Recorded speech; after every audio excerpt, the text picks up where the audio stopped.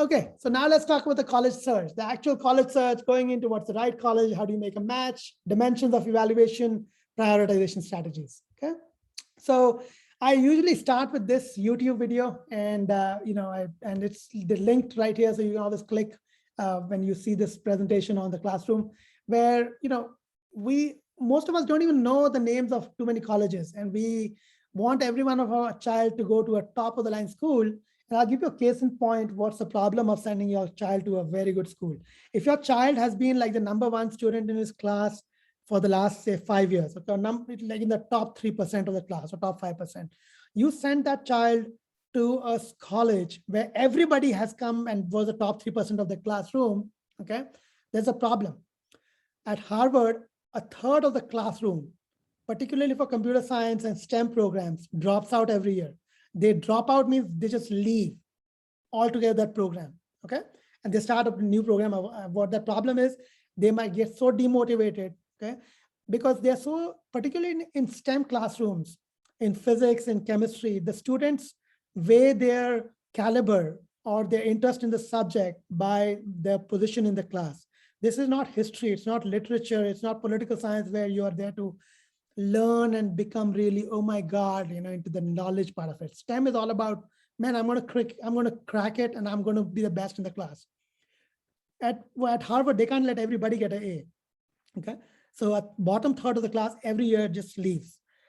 Colleges are typically a magnet for depression and people leaving and all kinds of problems, because now you suddenly move from high school where you had a very sheltered lifestyle with parents making your food and stuff, and to a helicopter parenting, to colleges where nobody cares if you attended a class or not, right? I mean, it's as simple as that.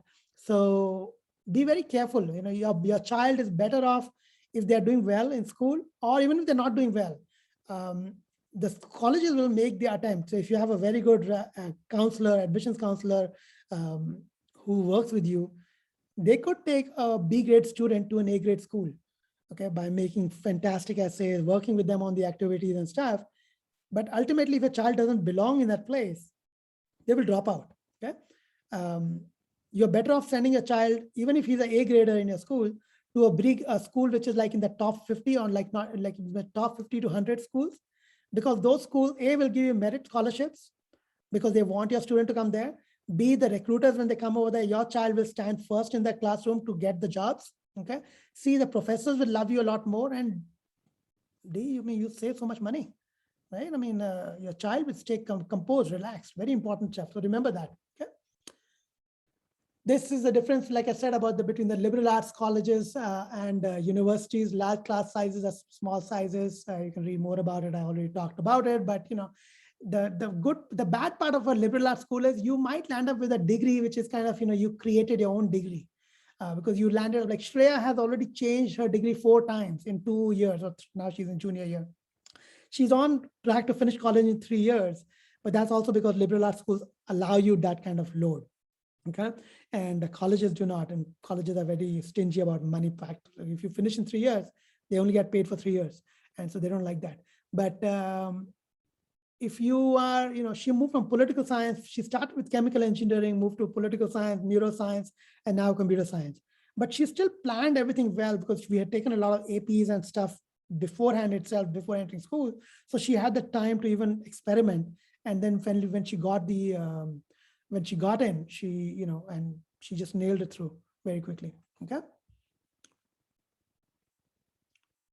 This is just an explanation of, what some of the, schools are, like UC Irvine, like we kind of look down upon many of the UCs. Like I know students who will look upon Riverside and Merced like as if it's like a leper. Okay. It's not bad. They're really good universities compared to everything else around. And for $130,000, $140,000 cost of tuition and staying close to home, this is damn good stuff, guys. So don't just discount these schools. They're very, very good schools. Okay. The CSUs are no different. Very, very good. I mean, many of the CSUs, and I've got a whole list of very good CSUs, which are like, like 23 campuses, at least 10 of those are very, very good campuses. Only problem of going to a CSU is it's hard to go to a UC from there. So if you go into a CSU, you're pretty much stuck over there for all 4 years. If you go to a Cal Poly, you're going to be there for 4 years. Not bad schools, but even community colleges can jump.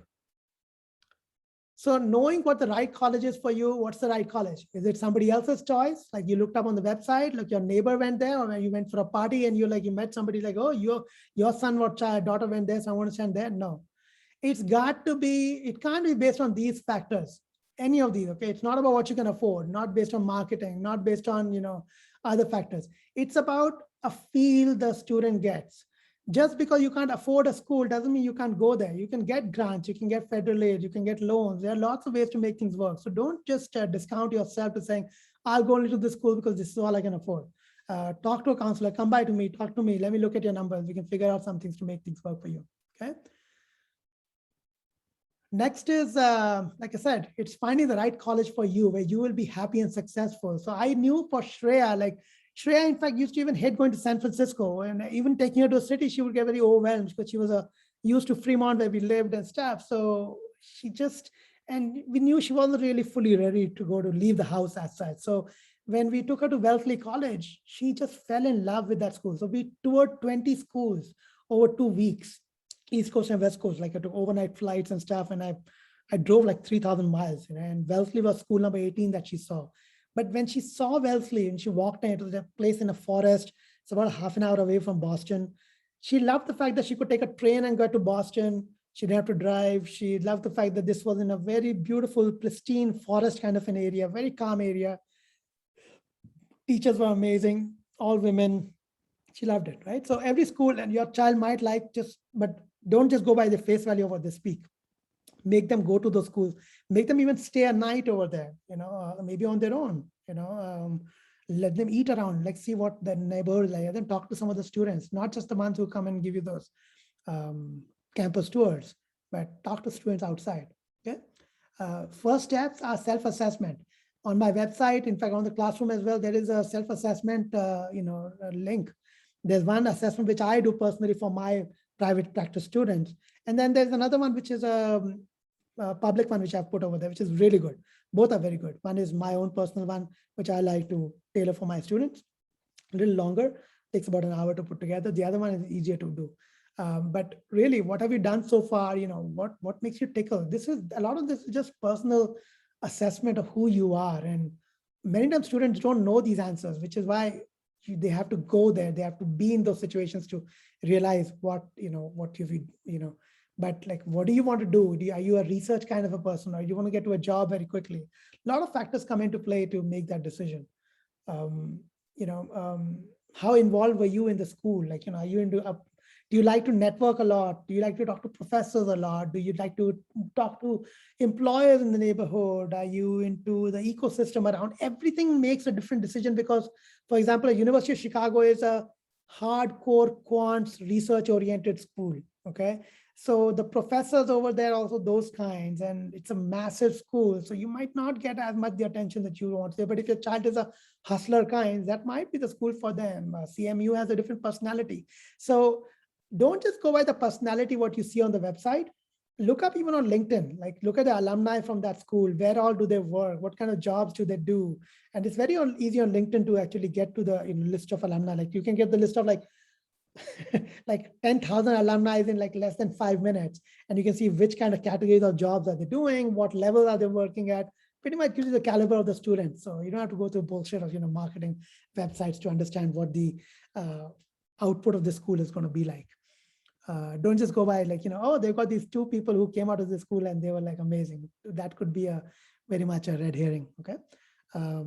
So we typically start with a list. I typically give my students like a list of 300 schools, and I deliberately do 300 because even though they fill out the form, I want to make sure that they've actually done they meant what they said on the form, and they can reject the schools which they don't like. And it's not very hard to do like 10 to 15 schools a week. It's less than 10 minutes of work per school, but it's work. Sometimes I'll make the list down to 100 schools. Sometimes even do like a 70, 80 people list school, depending upon how sharp the child is. And I know they will, they are more interested in knowing. So I do it based on that. College selections, typical students apply between 10 to 16 colleges. Now that list in the last 2 years, since it's become optional, it's become more like 20 schools. This is where parents need to get involved. Typical things I like to start with, okay, which states do you not want to go to? Are you an East Coast person, a West Coast person? Are you okay with going in a cold area? Are you more of a metros person, or are you okay with going a little smaller area? Do you like large schools, small schools? Do you like it a very crowded location? Those kind of questions. Within less than 5 minutes, I can gauge the personality of the child very quickly. Okay. And we can then narrow their interest from there. What factors do you really want to consider? Geography of the location, size matters, right? Diversity, how diverse is this population? Is there a lot of Asians, a lot of Latinos? I like a diverse body size, very important to me. Academic opportunities, which means what will you study? What are some of the professors? What kind of research are they working on now along with the jobs? How many of the professors are tenured in the school? You want to know those things. It's not very hard to figure it out. Just a few clicks here and there, you figure it out. Personal opportunities, what are the activities, internships, what kind of jobs people have done, what's the reputation of the school. This is very important to me. I mean, if you're going to be there for 4 years, you better not go to a school where, there are dicks who have done really, done stuff in the past. You're like, hey, it's okay, that was just one person. To me, these things are very important because they define who you become as a person, okay? What will you do there once you go over there? Do you have some career in mind? It's okay to go undecided. Having some hazy idea of what you want to do is okay. But within for a year, you want to figure out what you want to do. What are some of the majors that are there? Do they let you jump between majors? What's the diversity of the programs, the academic program you're going for? Does it have a master's level program?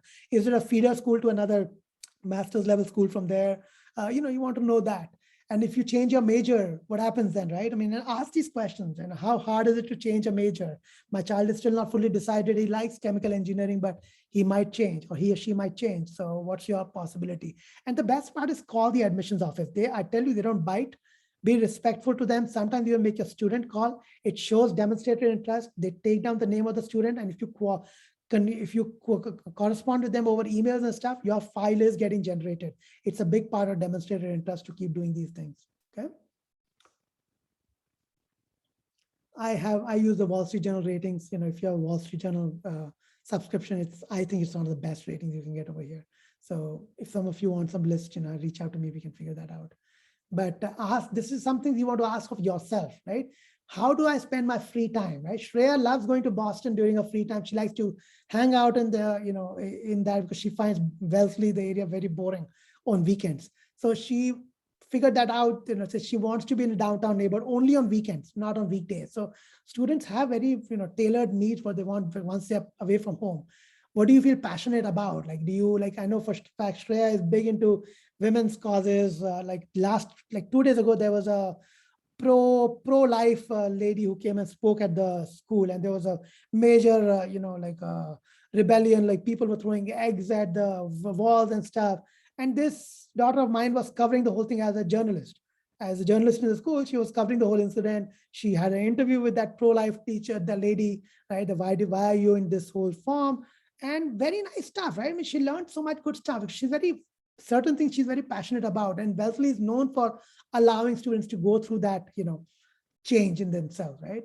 How do you learn best? Shreya is best with learning, she'll ask a lot of questions in the class, but she's also very good with going in the later hours with the school. And Wellesley has a reputation for professors making a lot of time later for the students. So if you ask some of these questions about, look at the stats of how busy the professors are, if you look at the Rate My Professor website for those schools, you can come to know a lot of things very quickly. We talked about geography, in-state versus out-of-state, very, very important, right? To understand this. Again, honestly, if I were to do it over again, I would keep for my second daughter, I'll keep her in-state because Shreya just had, a lot of medical things for which I had to make visits. I wish she was in-state, but at the same time, there's no comparison to an East Coast.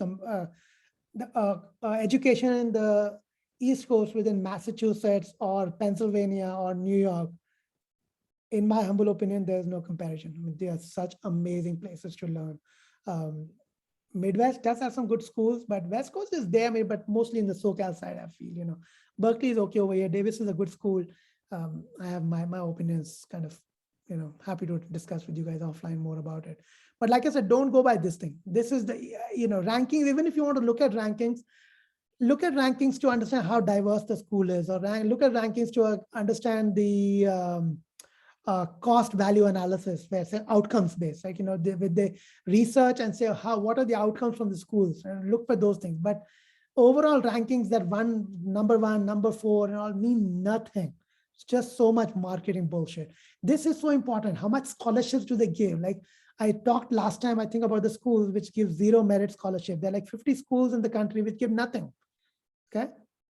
I don't want to send my kid over there. Like I sent Shreya over there, but no, it's not worth it. I don't think it's worth it. I mean, I don't want to pay list price. I want to pay 30%, 40% of it. That's it.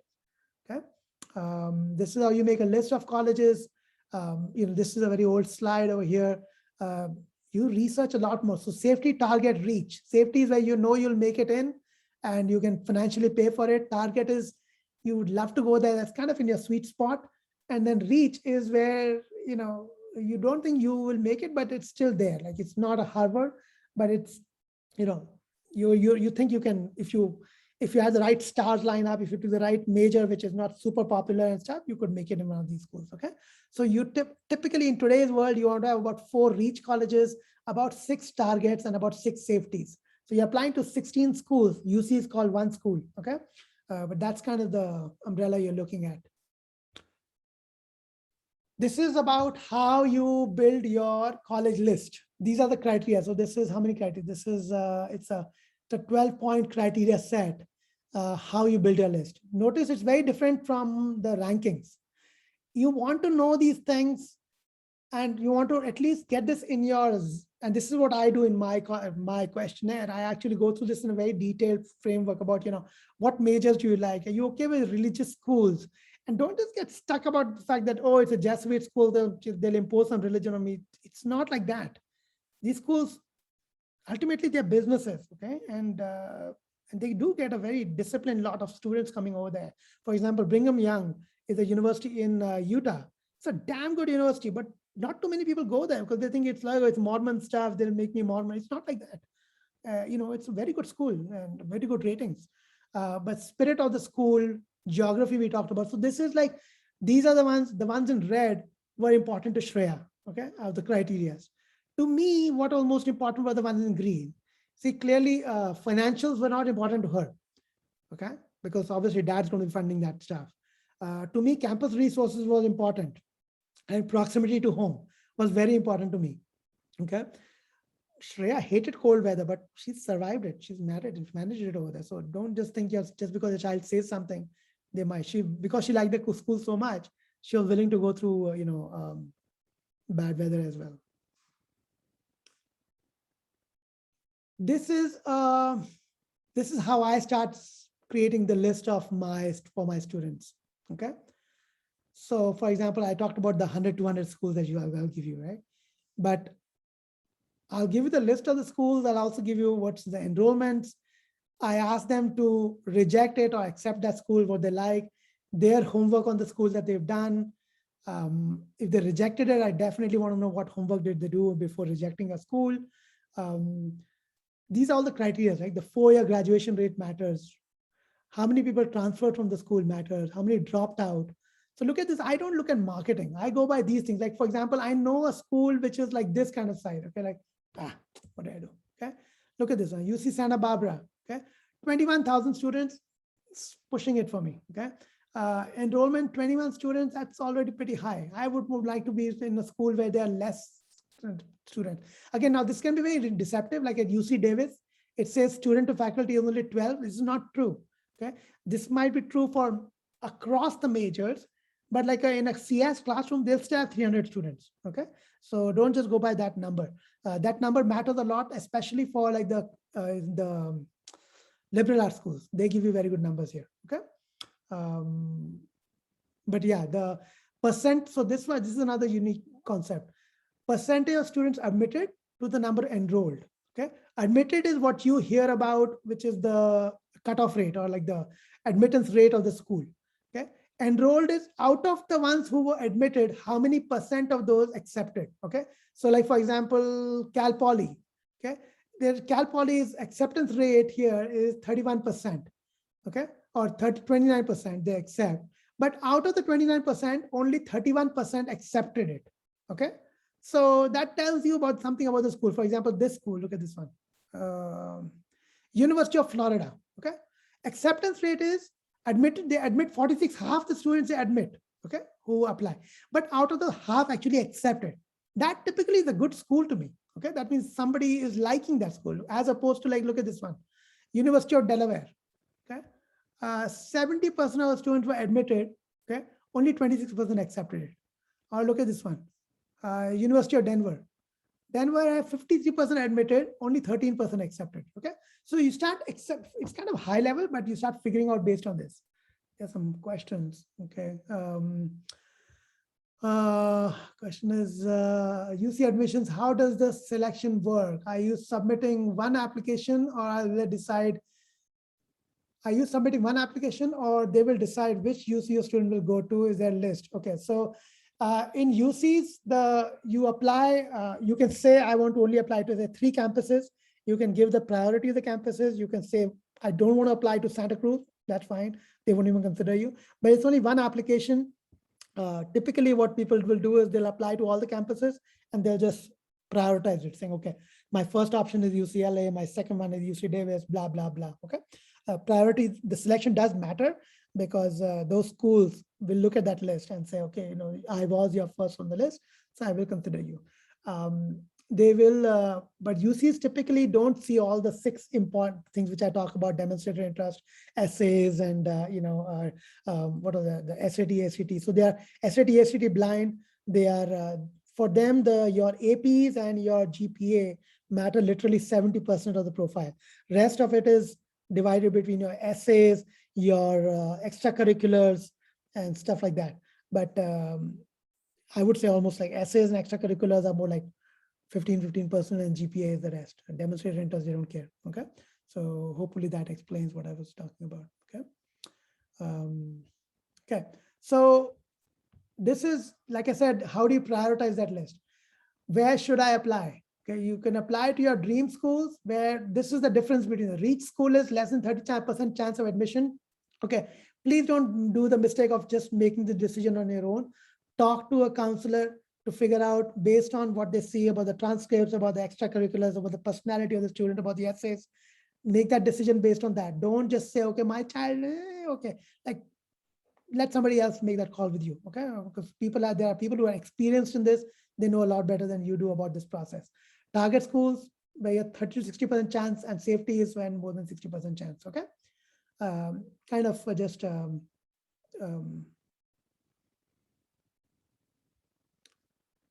this is the difference between the type of applications you do. Okay. You can do what's called as a regular decision, which is what I usually tell most people to apply for. Most students will do regular decisions, which is, so you can do an early action, you can do a regular decision. So technically they're only 2, okay, early or regular. There's no late, right? But within early, there are early action schools, which will say, okay, if you're ready, you can do early action with me. And if I like you, you don't have to say yes right away. And then there's early decision, which is like, oh, my criteria is a little different. If I like you and you like me, we have to sign a bond, and you can't apply to any other school. Okay, that's early decision. Okay, where they bond you. So it's restrictive. Non-restrictive are these 3. Rolling admissions, like Arizona State has rolling, University of Pittsburgh is rolling.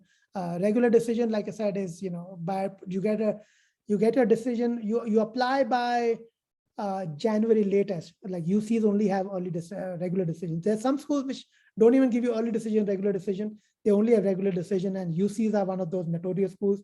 30th November is their date, but most regular decisions are first week of Jan. Okay, most early decisions are around first week of November to be done. They come back with a decision by December to you, and they say, and early actions too. Your best call is, if you're going to do an ED, do at least 4 or 5 early actions along with that. Okay, so you can make you have some options in your hand before you make a decision. You want to go with the early decision or not. Okay, the commitment for early decision is binding, but it's binding after you sign the bond, not before that. Just because they made you an offer doesn't mean it's binding. This is something which most people do not understand. Okay, please understand this very clearly, because this is a very important part of early decision. Restrictive early action is this bullshit created by some particular, like Stanford, Princeton, these super elite schools say, okay, if you do an REA, you can only REA to one of the schools, early action, but you can't REA to multiple schools, which is super elitist, but I hate it. But that's that. This is the difference between early decision and early action.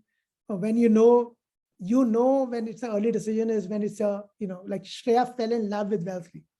She was like, if I get in here, I will leave everything else. So be early decision over there. Okay. Problem with the early decision is you get no merit scholarship, nothing. Okay. Nada. And the chance of getting in, that's a lot of hogwash that, we give more chances, more selections are made from early decision. Yes, they do. Many schools are letting more early decisions accepted, but the quality of the students that come in the early decision is also much more quality, meatier. Okay. So it's not that they make you it's not that they will take an inferior student just because they came into early decision. That's a myth. You will end up getting less scholarships. So it's really a trap by the schools, in my opinion. Okay. But yeah, here's all the criteria when you make a decision between early action or early decision. We can talk more about it at some point if somebody wants to talk about it. Okay.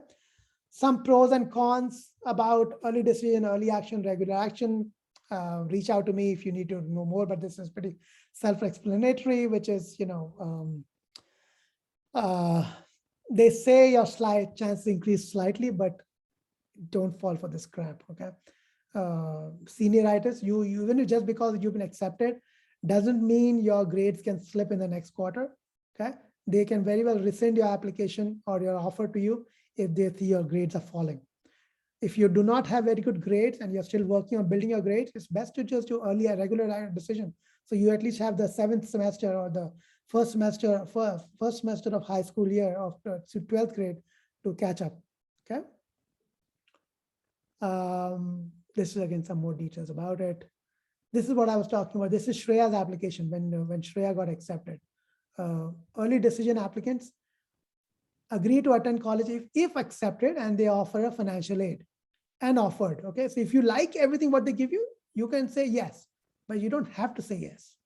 Okay, this was Shreya's offer letter. Congratulations, based on this, we have offered you admission to Wellesley College.